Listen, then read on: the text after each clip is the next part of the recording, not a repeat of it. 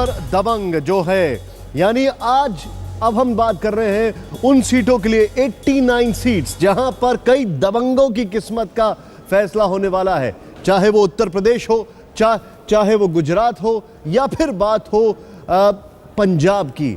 कई ऐसे दिग्गज नेता हैं जिनकी किस्मत का फैसला होगा।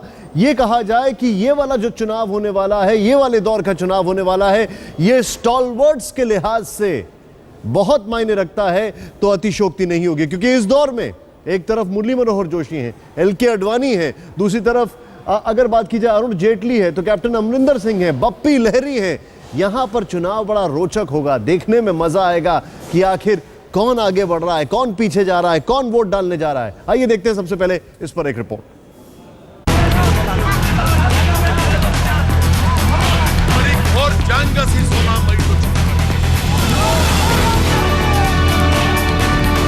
लोकसभा चुनाव के 7वें चरण के लिए प्रचार खत्म है।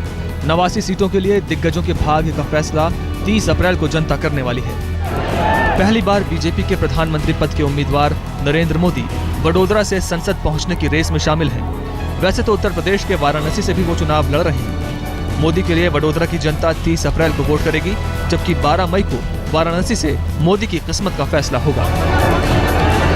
दिग्गजों में अगला नाम कांग्रेस अध्यक्ष सोनिया गांधी का है, जो रायबरेली के रास्ते एक बार फिर संसद पहुंचना चाहती हैं। बीजेपी के राष्ट्रीय अध्यक्ष राजनाथ सिंह लखनऊ से और गांधीनगर से पूर्व अध्यक्ष लालकृष्ण आडवाणी जैसे महारथियों के भविष्य भी दांव पर लगे हुए हैं। पंजाब के पूर्व मुख्यमंत्री अमरिंदर सिंह अरुण जेटली के खिलाफ ताल ठोक रहे हैं, जबकि कानपुर में मुरली मनोहर जोशी के सामने श्री प्रकाश जायसवाल अखाड़े में हैं। मध्य प्रदेश की पूर्व मुख्यमंत्री उमा भारती, बिहार की पूर्व मुख्यमंत्री राबड़ी देवी और पंजाब के उप मुख्यमंत्री सुखबीर सिंह बादल की पत्नी और सांसद हरसिमरत कौर भी संसद पहुंचने की रेस में है। कुल मिलाकर 30 अप्रैल का चुनाव हैवीवेट उम्मीदवारों से पटा पड़ा है। शायद यही वजह है कि चुनाव प्रचार में जुबानी जंग सब पर हावी है। सांप्रदायिकता और धर्मनिरपेक्षता की इस रस्साकशी में विकास के मुद्दे पर चुनाव कहीं दब गया है। वैसे बीजेपी अभी भी विकास के मुद्दे पर ही लोगों से वोट मांग रही है। बहरहाल 89 सीटों में सबसे ज्यादा 37 सीटें कांग्रेस के कब्जे में हैं।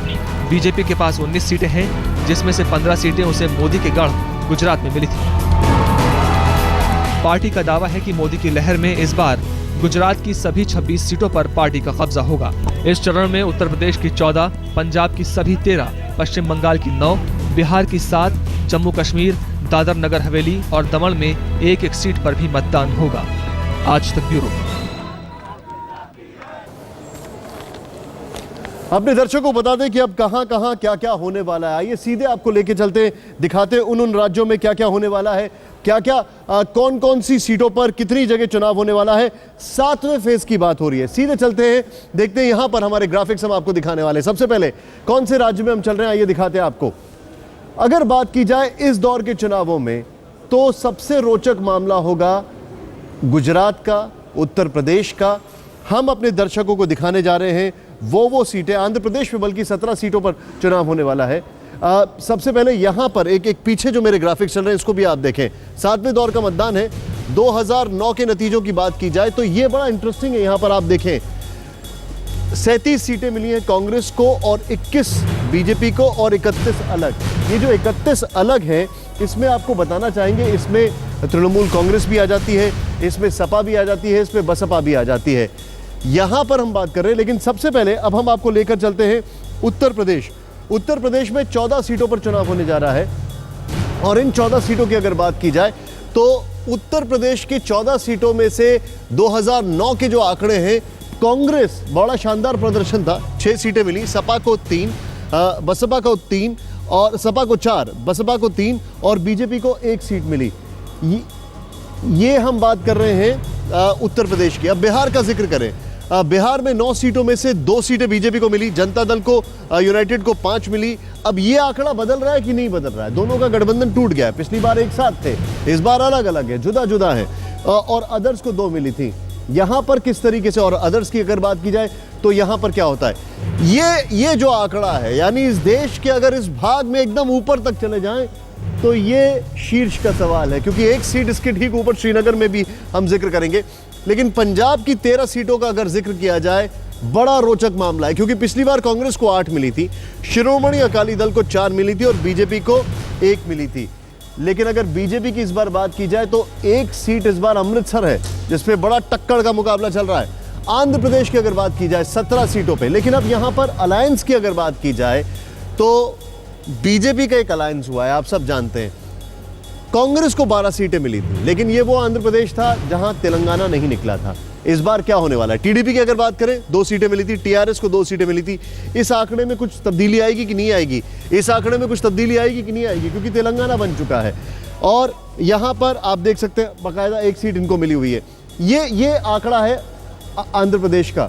थोड़ा अपने दर्शकों को और बताएं। अब इस बार बप्पी लहरी एक जगह से चुनाव लड़ रहे हैं, पश्चिम बंगाल की हम बात कर रहे हैं। तृणमूल कांग्रेस को 5 और सीपीएम को 4, एकदम टक्कर का मुकाबला था। इस बार क्या होगा? तृणमूल कांग्रेस की अगर बात की जाए, बड़े उनके ऊपर वार किए जा रहे हैं नरेंद्र मोदी की तरफ से, नरेंद्र मोदी के ऊपर बड़े वार किए जा रहे हैं। क्या मोदी लहर का यहां पर कोई असर दिखेगा? क्या एंटी मोदी लहर का यहां पर कोई असर दिखेगा या प्रो मोदी का? जो अब अपने दर्शकों को हम कुछ दिखा रहे हैं, जरा ध्यान से देखिए। उत्तर प्रदेश की 89 में से 14 सीटों पर चुनाव है। कौन कौन से नेता हैं यहां पर आप सब जानते हैं, बड़ी अच्छी तरीके से पहचानते हैं। बिहार में 7 सीटें, ये 89 में से कौन कौन से ये डिवीजन है। गुजरात की 26 की 26 सीटों पर है। बड़ा रोचक होगा देखना कि जहां 15 मिली थी, इस बार बीजेपी को कितनी मिलती हैं। पंजाब में 13 सीटों पर चुनाव होने वाला है। थोड़ा और हम आगे जाएंगे यहां पर, क्योंकि हम जिक्र करेंगे पश्चिम बंगाल का। पश्चिम बंगाल 9, 5 और 4 का मामला था जो थोड़ी देर पहले हमने दिखाया। आंध्र प्रदेश ये उसकी बात है तेलंगाना की। जम्मू कश्मीर में एकलौती सीट श्रीनगर की है, फारूक अब्दुल्ला साहब लड़ रहे हैं। दादर नगर हवेली की अगर बात की जाए, दमन और दीव वहां पर 1-1 है। यानी कि ये उन 89 सीटों का लेखा जोखा है जो अब आपके सामने आ रहा है। अब हम सीधे जाते हैं, हमारे रिपोर्टर्स हमारे साथ मौजूद हैं, उनसे हम बातचीत करते हैं। सबसे पहले हमारे साथ कुमार विक्रांत मौजूद हैं, हमारे साथ सत्येंद्र मौजूद हैं, हमारे साथ गोपी मौजूद हैं और हमारे साथ अनूप मौजूद है। सबकी लोकेशंस भी मैं बता दूं। सत्येंद्र चंडीगढ़ से हमारे साथ मौजूद हैं, आपका स्वागत है सत्येंद्र। कुमार विक्रांत अमेठी से इस वक्त हमारे साथ मौजूद हैं। कुमार, आप मुझे करेक्ट कर सकते हैं अगर मैं कुछ गलत बता रहा हूं तो, क्योंकि अमेठी से ही मौजूद है, रायबरेली से मौजूद है आप। थोड़ा करेक्शन करूंगा, यहाँ पर रायबरेली से हैं। गोपी हमारे साथ मौजूद हैं अहमदाबाद से, और हमारे साथ मौजूद हैं यहाँ पर अनूप लखनऊ से। सबसे पहले कुमार, अगर बात की जाए, आप सबसे ज़्यादा हाई प्रोफाइल कॉन्स्टिट्यूंसी में खड़े हुए हैं। यहाँ पर जो मूड बदला है खासकर, वो हम बात कर रहे हैं किस तरीके से प्रियंका गांधी की कैंपेनिंग के बाद एकदम माहौल थोड़ा सा बदला हुआ ऐसा दिखा। क्या आप इस बात से इत्तेफाक रखते हैं? जी, कहीं ना कहीं तो रखना होगा, क्योंकि प्रियंका गांधी ने एक ज़ोरदार कैंपेन किया है। उनको एहसास था इस बात का कि जिस तरीके की देश भर में बातें चल रही हैं, जिस तरीके के सर्वे आ रहे हैं, तो कहीं कोई चौंकाने वाली बात ना हो जाए। इसीलिए प्रियंका गांधी ने जो 4 ग्रामीण विधानसभाएं हैं वहाँ पर एक दिन दिया और आज शहर में रोड शो किया। कई जगहों पर प्रियंका गांधी पैदल सड़कों पर चली हैं और लोगों से वोट मांगे हैं। तो निश्चित तौर पर एहसास था कि जीत का अंतर कहीं घटने ना पाए। और लेकिन अगर यहाँ के लोगों से बात करें या बीजेपी के लोगों से बात करें, तो उनका ये कहना था कि एक हल्की नाराज़गी ज़रूर थी, लेकिन बीजेपी ने मजबूत उम्मीदवार यहाँ से नहीं दिया। अमेठी में मजबूत उम्मीदवार स्मृति ईरानी के तौर पर दिया, लेकिन यहाँ पर अजय अग्रवाल को दिया, जो कि यहाँ के लोग मानते हैं बहुत मजबूत नहीं है। ये बात यहाँ के बीजेपी के लोग दबी जुबान से कहते हैं। तो तभी शायद यहाँ पर एक बार बार आपस में बात की जाती है। यहाँ के जो लोकल पत्रकार हैं वो कहते हैं कि यहाँ पर विरोध है लेकिन विद्रोह नहीं है, यहाँ पर बगावत नहीं है अभी, लेकिन नाराज़गी ज़रूर है। तो ये चीज़ें आप पढ़ सकते हैं कि उस तरीके से साफ सुथरा सीधा माहौल नहीं है। लेकिन कहीं ना कहीं प्रियंका गांधी के कैंपेन के बाद, ज़ोर शोर से किए कैंपेन के बाद, एक राहत कांग्रेस कम से कम रायबरेली में लेती हुई दिखाई पड़ रही है। लेकिन अमेठी में अभी भी कहा जा रहा है कि मुश्किल है।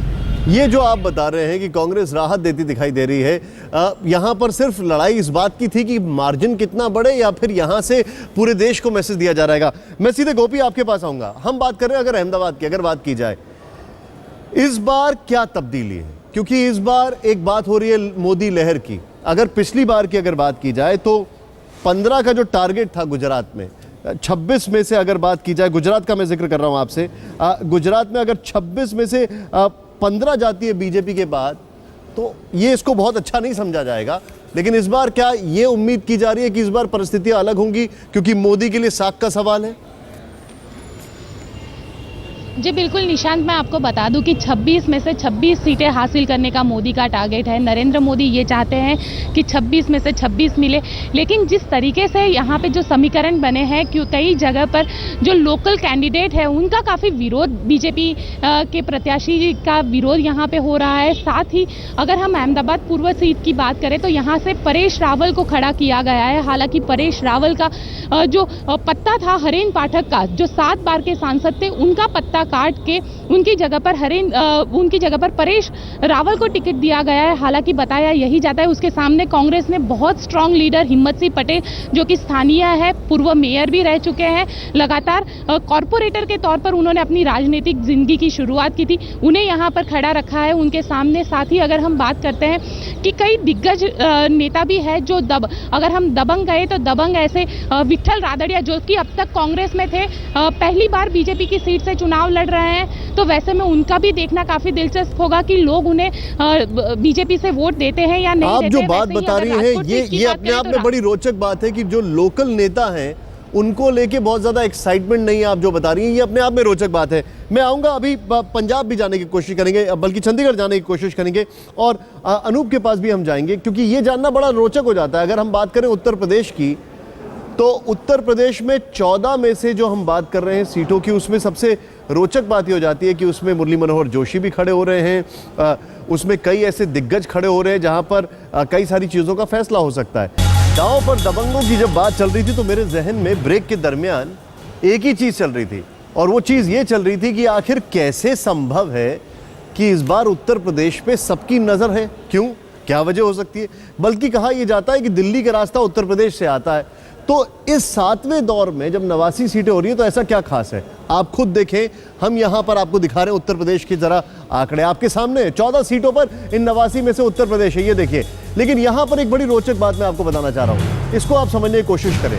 ये जो 14 सीटों का हम जिक्र कर रहे हैं, इसमें सबसे ज्यादा मायने क्या रखता है? इसमें सबसे ज्यादा मायने ये रखता है आज की तारीख में, क्योंकि यहां पर मुरली मनोहर जोशी हैं, यहां पर उमा भारती हैं, और यहां पर बकायदा अगर टक्कर की बात की जाए तो सोनिया गांधी मौजूद हैं, राजनाथ सिंह हैं। इस दौर में सब आ रहे हैं। ये जो आपके सामने ये जो स्क्रीन पर आप देख रहे हैं, झांसी की अगर बात की जाए, लखनऊ की अगर बात की जाए, इतना ही नहीं, इसके अलावा झांसी, लखनऊ और फिर कानपुर की अगर बात की जाए। सीधे चलते हैं, यहाँ पर हमारे जो रिपोर्टर्स हैं वो हमारे साथ मौजूद हैं। मैं सीधे चलूंगा अनूप के पास। उत्तर प्रदेश के हमने आपको बताया 14 सीटों में से बड़ा रोचक बात यह है, अनूप, अगर उत्तर प्रदेश की बात की जाए तो सबसे मजेदार बात यह है कि कांग्रेस को 6, बीएसपी को 3 और बीजेपी को सिर्फ 1। लेकिन सिर्फ इस दौर की अगर बात की जाए तो मुरली मनोहर जोशी हैं, यहां पर उमा भारती हैं, खैर सोनिया गांधी वो एक अलग प्रतिष्ठा का सवाल खड़ा होता है। अगर ये राजनाथ सिंह भी इसी दौर में है, बीजेपी के लिए इस दौर में बहुत कुछ है। अगर दिग्गजों की बात की जाए तो बहुत कुछ है निशांत, आपने ठीक कहा। अगर बीजेपी पिछली बार सिर्फ 1 सीट आई थी तो इस बार बदलाव है, और वो दिखाई दे रहा है, और दिखाई इस रूप में दे रहा है कि बीजेपी की जो स्टालवार्ट है, राजनाथ सिंह हो, मुरली मनोहर जोशी हो, उमा भारती हो, साक्षी महाराज हो, कोई भी हो, वो मैदान में है और अच्छी खासी टक्कर देते दिखाई दे रहे हैं। एक लोग कह रहे हैं मोदी लहर है या बीजेपी की लहर है, कांग्रेस उसका खंडन कर रही है, लेकिन कहीं न कहीं जो आम पब्लिक है उसके अंदर कुछ मूड उसका चेंज दिखाई दे रहा है, इस बार बदलाव दिखाई दे रहा है। तो ये बदलाव की जो बयार है वो बीजेपी के लिए कितना फायदेमंद होगी ये तो खैर 16 मई को पता चलेगा। लेकिन साथ ही साथ अगर कांग्रेस की बात कर ले तो कांग्रेस की अध्यक्ष जो है सोनिया गांधी, वो रायबरेली से उनकी किस्मत का फैसला होगा, और कानपुर में श्री प्रकाश जायसवाल हैं, मिश्रिक में धौरहरा में आपके जितिन प्रसाद हैं। तो कुल मिलाकर काफी दिलचस्प है ये जो चुनाव इस बार इस क्षेत्र फेज का जो चुनाव हो रहा है, ये काफी दिलचस्प है। और दिलचस्पी लोगों की इस बात में है कि जो बड़े लोग हैं उनके जीतने का मार्जिन कितना होगा, चाहे वो सोनिया गांधी हो। बड़ी अच्छी बात बता रहे हैं आप, बड़े लोग हैं, उनके जीतने का मार्जिन कितना होता है। नजर मुरली मनोहर जोशी की सीट पर भी रहेगी, क्योंकि वहां पर काफी सारे बड़े लोग एक साथ हो रहे हैं। लखनऊ की भी अगर हम बात करेंगे, लेकिन मैं आपके पास वापस आ रहा हूं। कुमार के पीछे, अगर कुमार विक्रांत के पीछे देखें तो वाकई में चुनावी रौनक काफी दिखाई दे रही है। लेकिन 13 सीटें पंजाब की, और पंजाब की 13 सीटों में क्या होगा ये सबसे ज्यादा मायने रखता है, क्योंकि वहां पर इस बार यह देखना है कि मोदी वेव है या नहीं है, या एंटी मोदी है या प्रो मोदी है, ये जानने की कोशिश करेंगे। हम बात कर रहे हैं दबंगों का दाव, और यहां पर सबसे बड़ा सवाल खड़ा यह होता है कि आखिर क्या होगा कल उन महत्वपूर्ण 89 सीटों पर जहां पर कई दिग्गजों की भाग्य का फैसला होने वाला है। राजनाथ सिंह लखनऊ से चुनाव लड़ रहे हैं, पहली बार लखनऊ जा रहे हैं। सब जानते हैं अटल बिहारी वाजपेयी की कॉन्स्टिट्यूएंसी है, जिसको बाद में लालजी टंडन पहुंच गए, लेकिन अब राजनाथ सिंह का जो विश्वास है वो इतना ऊपर चढ़ रहा है कि वो बोलते हैं हम उत्तर प्रदेश में 60 सीटें जीत लेंगे। ध्यान से देखें क्या उम्मीदें हैं। आज खत्म हो रहा है चुनाव प्रचार। अब तो जैसा माहौल सारे देश का है, मैं कह सकता हूं कि बीजेपी लेड एनडीए को मोर देन 300 सीट्स इस लोकसभा के चुनाव में मिलेंगी, और इस पॉसिबिलिटी को भी रूल आउट नहीं किया जा सकता कि बीजेपी को इन इटसेल्फ एक क्लियर मेजॉरिटी मिल जाए। उत्तर प्रदेश में क्या उम्मीद है। 14 सीटों पर मतदान है, खत्म हो रहा है। In between 60 to 65। हमारे साथ शिवराज सिंह चौहान जी भी मौजूद हैं। आप मध्य प्रदेश से आए हैं चुनाव प्रचार करने राजनाथ जी के लिए, क्या लगता है आपको यहाँ पे क्या वही कामयाबी मिलेगी उत्तर प्रदेश में जो मध्य प्रदेश? सफलता मिलेगी। 60 से ज्यादा सीटें भारतीय जनता पार्टी उत्तर प्रदेश में जीतेगी। मोदी जी की लहर है, भारतीय जनता पार्टी की लहर है, और राजनाथ सिंह जी जैसा नेतृत्व है हमारे पास। 60 से 65 सीटें, वाह, ये विश्वास है या लोगों के अंदर विश्वास डालने की बात। खैर सीधे चलते हैं, यहां पर हमारे सारे रिपोर्टर्स हमारे साथ मौजूद हैं। सबसे पहले अनूप मेरे साथ लखनऊ से मौजूद है। अनूप, मैं आपसे एक चीज समझना चाहूंगा। देखिए, एक चीज तो होती है विश्वास, एक चीज होती है लहर, लेकिन इन दोनों के ऊपर भी एक चीज होती है, वो ये बताना लोगों में बड़े विश्वास के साथ कि हमारी लहर है। ये तो कुछ वही वाला मामला दिख रहा है। बिल्कुल वही वाला मामला है जो आप बताना चाह रहे हैं निशांत। देखिए, लहर है या नहीं है ये इसका पता 16 मई को चलेगा, लेकिन लोगों में गुस्सा जरूर है। खासकर उत्तर प्रदेश के जो लोग हैं, जो उत्तर प्रदेश का मतदाता है, उसमें दोहरी नाराजगी है। पहली नाराजगी उसे यूपीए गवर्नमेंट से है, जो कि पूरे देश में जैसा कि देखने में आ रहा है, सुनने में आ रहा है, और दूसरी नाराजगी उसे उत्तर प्रदेश की अखिलेश सरकार से भी है। जिन उम्मीदों से उसने सरकार बिठाई थी, अखिलेश यादव को मुख्यमंत्री बनवाया था, वो उम्मीदें शायद उसकी कहीं से पूरी नहीं होती दिखाई दी। इसलिए यहाँ के लोगों में दोहरी नाराजगी है, और संभवतः बीजेपी और उसके नेता इसी नाराजगी का फायदा उठा रहे हैं और लहर की बात कर रहे हैं, और उनको लगता है कि बाकी जगहों से उत्तर प्रदेश में कम से कम सीटें उनकी दोगुनी आएगी। और इसी आधार पर राजनाथ सिंह ने आज ये दावा कर दिया कि भाई उत्तर प्रदेश में हमारी 60 से 65 सीटें के बीच में हम सीट ला रहे हैं। तो कुल मिलाकर ये आप इसको अति आत्मविश्वास भी कह सकते हैं, क्योंकि ये कहना बहुत जल्दबाजी होगी अभी कि बीजेपी में उत्तर प्रदेश में बीजेपी 58 सीटें उसकी मैक्सिमम रही हैं, वो अभी 65 सीटों तक पहुंच जाएगी। जी, आप जो बता रहे हैं, मैं थोड़ा और आपसे इस पे बातचीत करने की कोशिश करूंगा, क्योंकि मैं डायरेक्टली हम उस सीट के बारे में बात नहीं करेंगे, क्योंकि वहां पे चुनाव होने वाले हैं, इसलिए हम उस सीट के बारे में बात नहीं करना चाहेंगे ज्यादा। लेकिन मेरे पास यहाँ पर जो आंकड़े हैं, मेरे साथ अब बड़ी देर से सत्येंद्र मौजूद हैं। पंजाब का अगर जिक्र करें, चंडीगढ़ का जिक्र करें, हम बात कर रहे हैं सीधे सीधे पंजाब की, लेकिन सबसे पहले मैं चाहूंगा यहाँ पर पंजाब के आंकड़े हम दिखा दें। 13 में से 8 कांग्रेस, शिरोमणि अकाली दल को 4, बीजेपी को 1।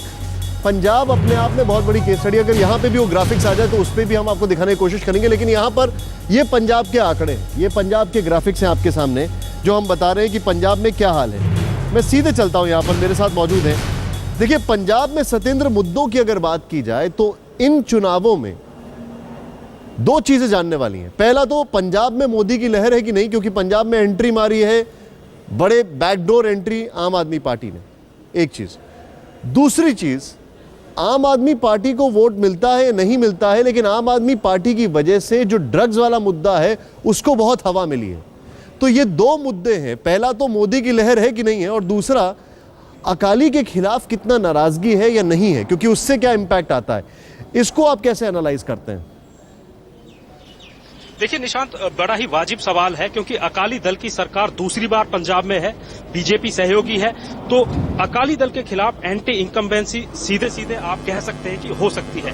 लेकिन इसके बाद मैं दूसरी बात आपको बताना चाहूंगा, जो दूसरा मुख्य सवाल आपका है कि मोदी वेव के बारे में मैं आपको बताना चाहूंगा। जब से चुनाव की ये लहर चली है, जब से चुनावों की लहर चली है, मुद्दे क्या निकले हैं पंजाब से। अमृतसर की बात करें तो कैप्टन अमरिंदर सिंह वर्सेज अरुण जेटली है, वहां से विकास, करप्शन, नशा, ये कोई मुद्दा नहीं है। वहां मुद्दा है 84 के दंगे, एंटी सिख राइट्स, उससे ऊपर वो नहीं निकल पाए। अगर आप दूसरे हिस्से में जाते हैं तो वहां हरसिमरत कौर बादल है। नहीं सत्येंद्र आप बड़ी अच्छी बात बता रहे हैं। देखिए, एक मुद्दे तो वो होते हैं जो नेता बनाने की कोशिश करते हैं, लेकिन एक मुद्दे वो होते हैं जो जनता बनाती है। इन दोनों में जमीन आसमान का फर्क है। अब जो मैं जनता की अगर बात करूं तो जनता क्या ये जो हमारे नेताओं के बनाए गए मुद्दे हैं या उन सब में फंस रही है, या जनता अभी भी अपने मुद्दों पे अड़ी हुई है?